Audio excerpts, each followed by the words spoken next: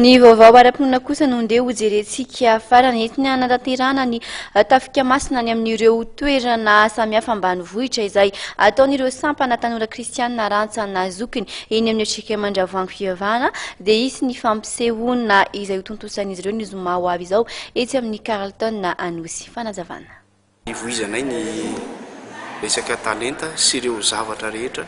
momba ny resaka mozika klasika mazava ho azy ao anatin'ity zavatra ity dia ampahafantarana ny tanjona aloha zany dia hoe fampahafantarana ny olona hoe inona zany ny voyage mozika klasika izany, avaizany andohany zany mozika izany sy ny mahatonga azy amin'izao fotoana izao, inona ny zava-dehibe asa tanan'Andriamanitra tao anatin'izany mozika izany, nisy zavatra nataon'Andriamanitra tao ka izay indrindra ny anton'ity hoe voyage au cœur de la musique classique ity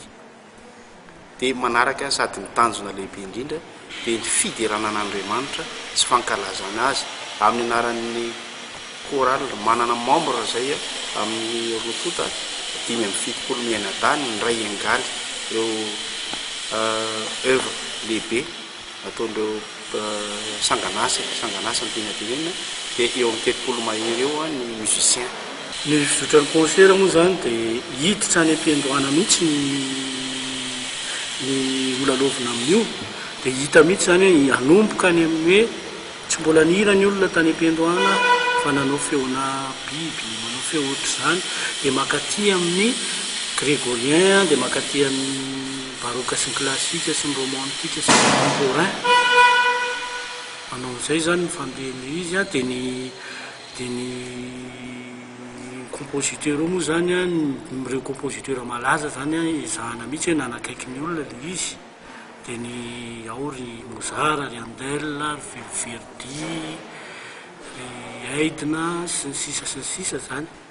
fa marihana ihany fa manisy ihany izahay compositeur malagasy izay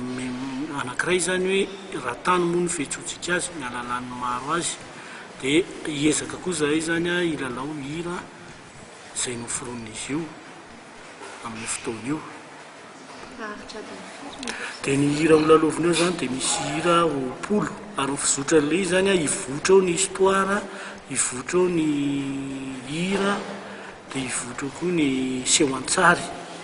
Sehoantsary zany hiaraka amin'ny concert anatiny. Tapitra tao anatin'ny fanadihadiana iny ny fampalam-baovao toko vavy maneho ny fialatsiny indrindra moa noho ny fahatapahana tao anatin'izay fanadihadiana farany teo izay noho ny antony tsy miankina aminay fa noho ny fahatapahany herinaratra tety amin'ny faritra nisy anay tety mankasitraka anao ary nanjoy ny fahitalavitra matv nanaraka ny fampalam-baovao hatramin'ny farany mirary ary nafinaritra ho antsika tsiraray hatrany mametraka ny veloma mandra-peo ana toko vavy.